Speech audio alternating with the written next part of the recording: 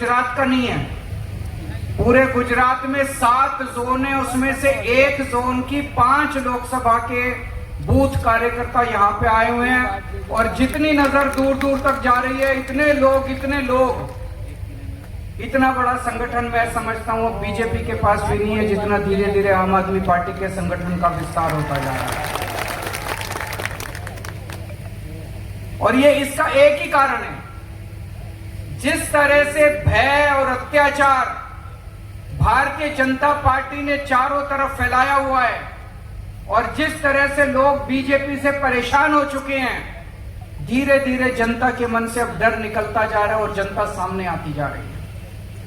30 साल से बीजेपी ने केवल भय और अत्याचार और भ्रष्टाचार के जरिए गुजरात के ऊपर शासन किया है।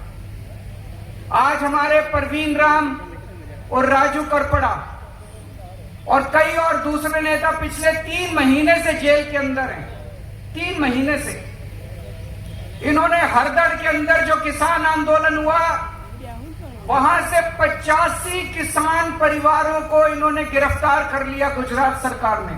85 किसानों को, गरीब किसानों को। उनका कसूर था कि वो किसानों की कर्जा प्रथा के खिलाफ आवाज उठा रहे थे, किसानों का हक मांग रहे थे, किसानों के लिए न्याय मांग रहे थे और शांतिपूर्ण आंदोलन था। 85 किसानों के परिवारों, किसानों को इन्होंने गिरफ्तार कर लिया। हमारे परवीन राम और राजू करपड़ा जो नेता है, वो भी 3 महीने से जेल के अंदर हैं। लेकिन दोस्तों, सबसे खूबसूरत बात यह है, मैं इनके परिवारों से मिला। जो 85 किसानों को इन्होंने गिरफ्तार किया, उनके परिवारों से मैं खुद जाके मिला। उनके परिवारों ने मेरे को कहा, अरविंद जी चिंता मत करो, 2 महीने तो क्या, 3 महीने तो क्या, गुजरात के लिए, गुजरात के लोगों के लिए, गुजरात की तरक्की के लिए, किसानों के लिए 3 साल भी अगर जेल में रहना पड़े तो हम जेल के लिए, हमारे बच्चे रहने के लिए तैयार हैं। आज लोग आवाज उठा रहे हैं, लोगों के मन से डर निकलता जा रहा है।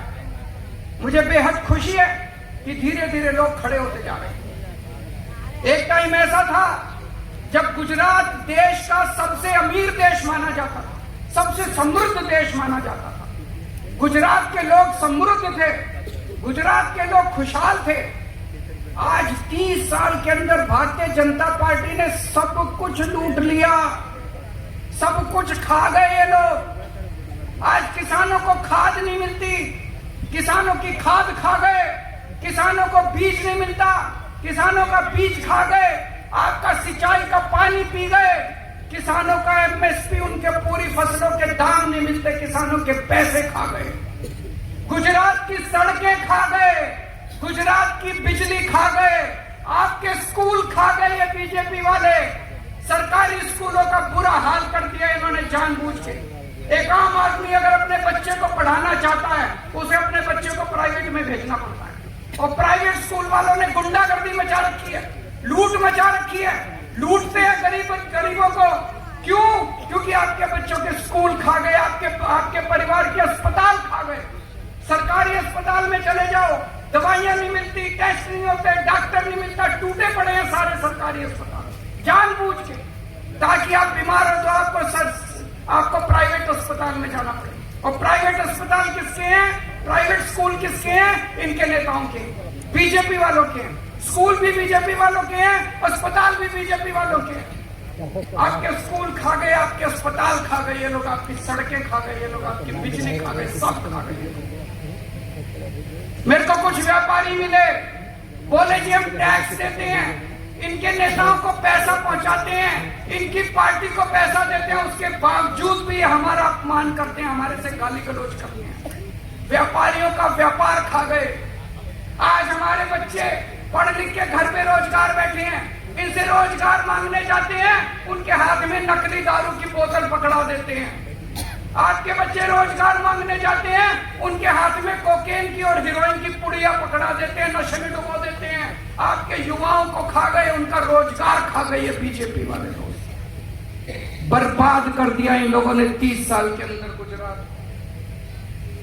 हर गुजराती का अपमान करते हैं, किसानों का अपमान करते हैं। हरदड़ के अंदर जिस तरह से घरों के अंदर घुस घुस के, मैंने वीडियो देखे, आपने भी देखे सोशल मीडिया पे, घरों में, किसानों के घरों में घुस घुस के, खींच खींच के, डंडे मार मार के उनका अपमान करके निकाल के लेके गए।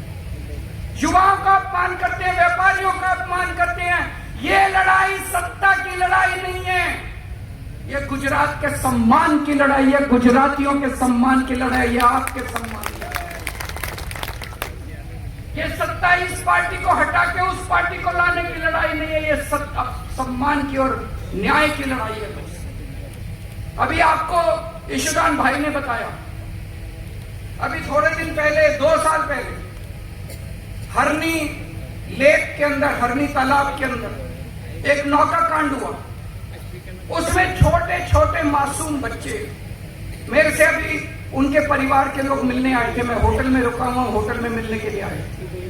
उनके बच्चों की फोटो देखी मैंने, बहुत छोटे छोटे बच्चे, नौका से वो तालाब के अंदर स्कूल की तरफ से नौका विहार करने के लिए गए।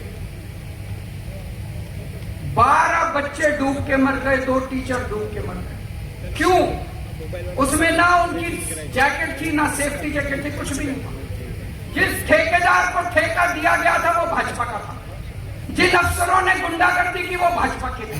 आज पूरी भारत 2 साल हो गए, एक भी किसी को भी सजा नहीं मिली। हमारे 12 बच्चे मर गए, 2 टीचर मर गए, किसी को सजा नहीं मिली।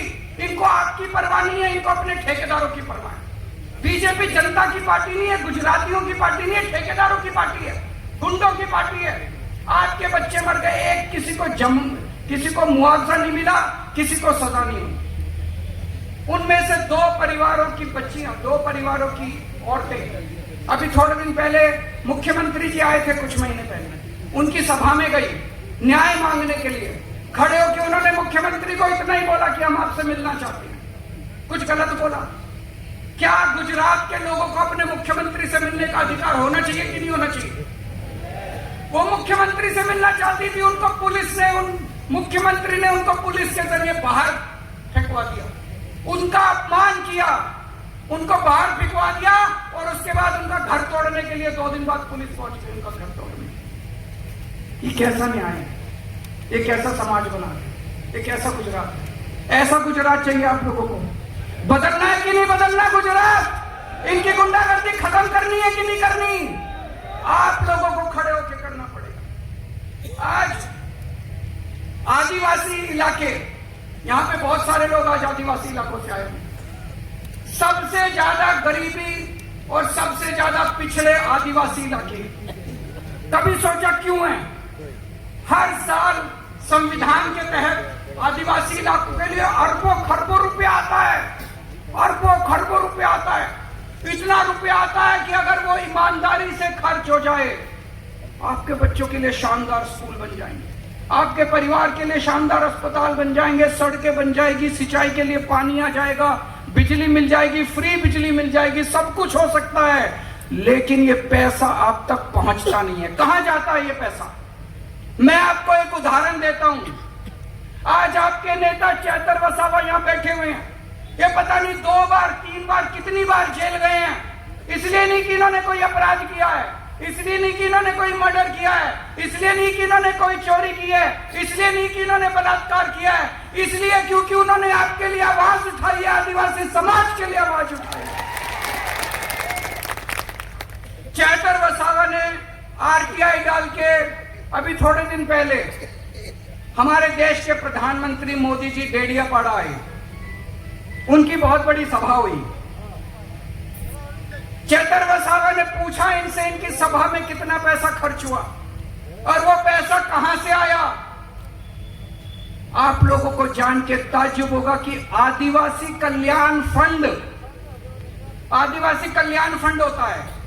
वो आदिवासी कल्याण फंड आता है सरकार से, गुजरात सरकार से आता है आपके बच्चों के स्कूल बनाने के लिए, आपके परिवार के लिए अस्पताल बनाने के लिए, सड़कें बनाने के लिए, बिजली देने के लिए, सिंचाई के लिए, आपके परिवार की, आपके गांव की तरक्की के लिए आता है पैसा।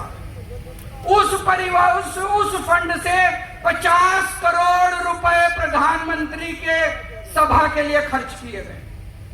50 करोड़ रुपए आदिवासी कल्याण फंड से प्रधानमंत्री की सभा के लिए खर्च किए गए।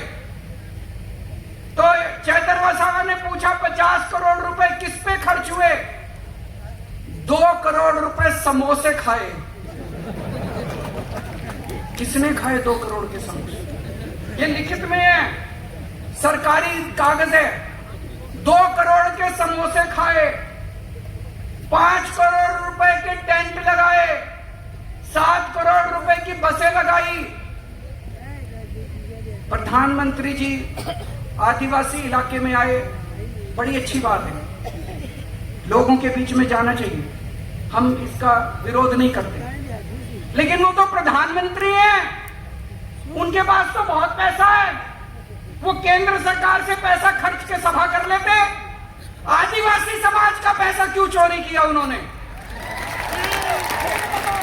आदिवासी समाज के पैसे से सभा क्यों की उन्होंने?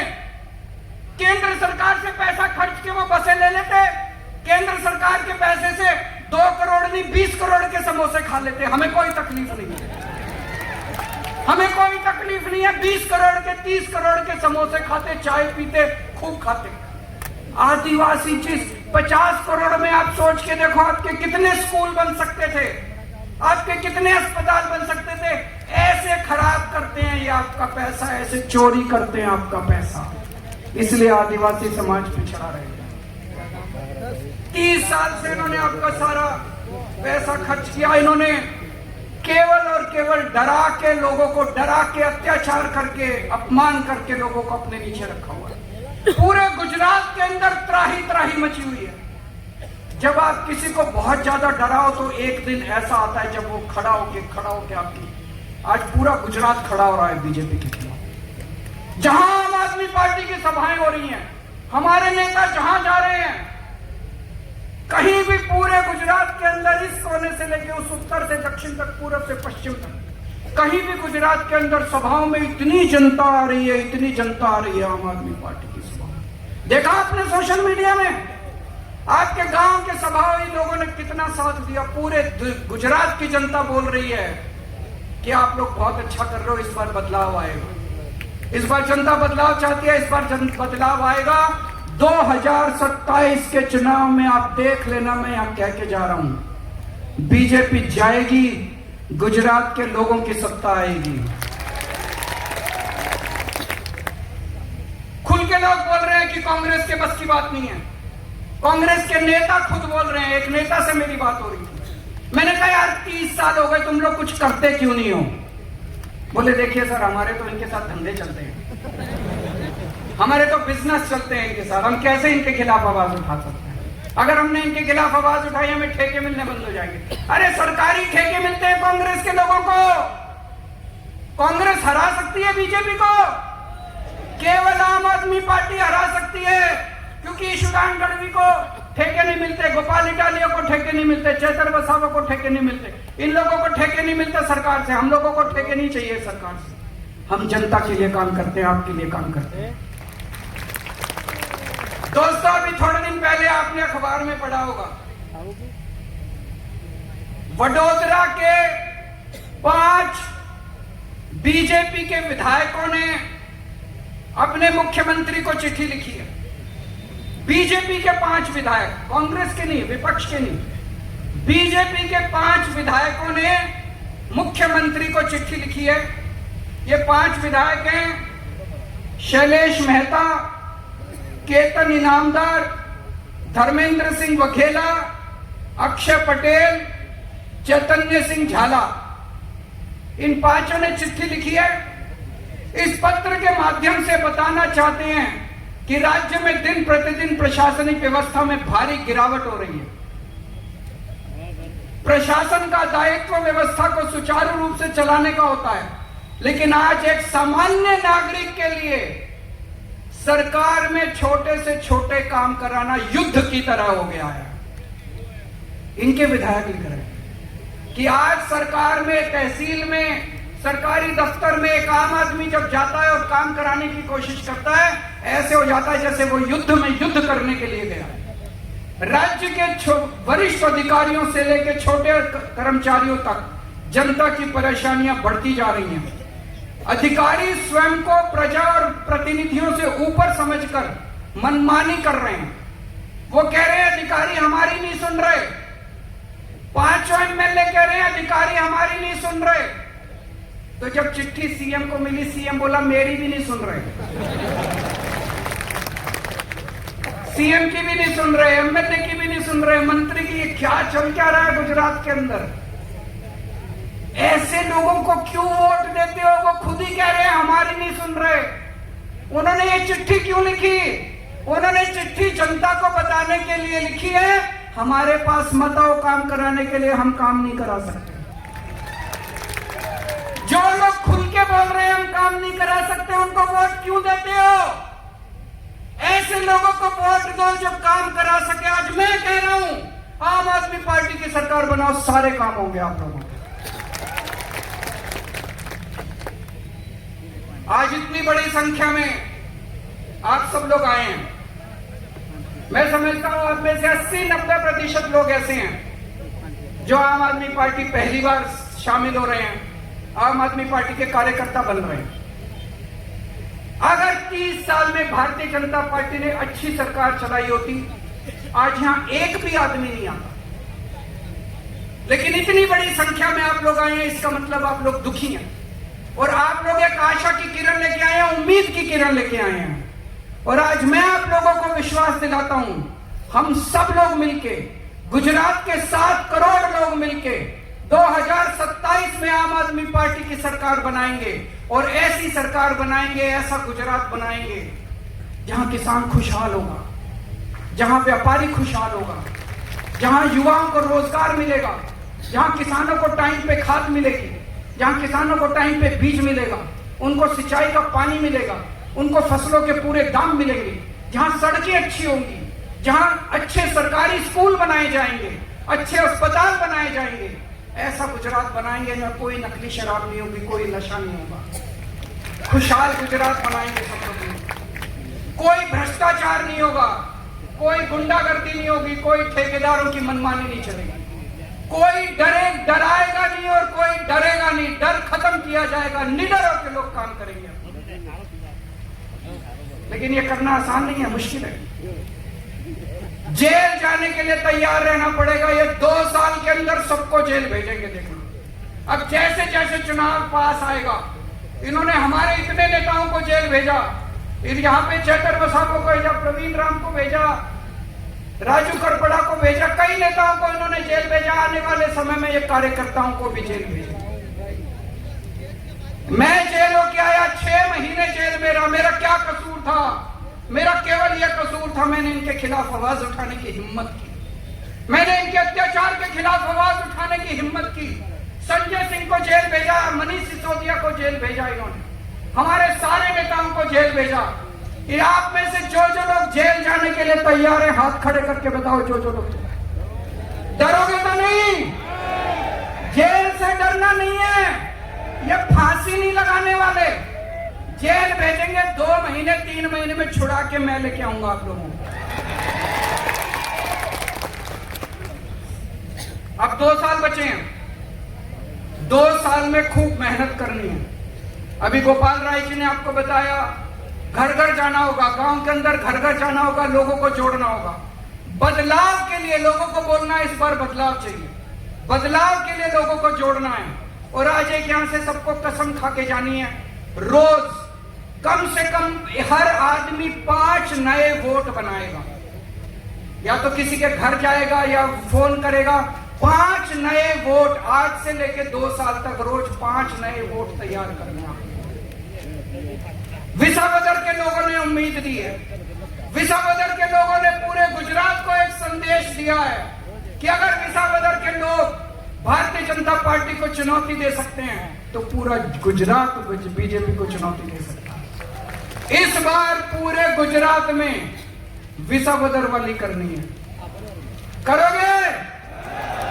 मुझे बेहद खुशी है कि आज गुजरात के अंदर कोने कोने में हर समाज के लोग जुड़ रहे हैं। कोली समाज के लोग जुड़ रहे हैं, ठाकुर समाज के लोग जुड़ रहे हैं, दलित समाज के लोग जुड़ रहे हैं, पटेल समाज के लोग जुड़ रहे हैं, आदिवासी समाज के लोग जुड़ रहे हैं, अहिर समाज के लोग जुड़ रहे हैं, क्षत्रिय समाज के लोग जुड़ रहे हैं, ब्राह्मण समाज के लोग, प्रजापति, ओबीसी, चौधरी समाज के लोग, सारे समाजों के लोग आम आदमी पार्टी से जुड़ रहे हैं। पूरा गुजरात आम आदमी पार्टी से जुड़ रहा है दोस्तों। भारत माता की की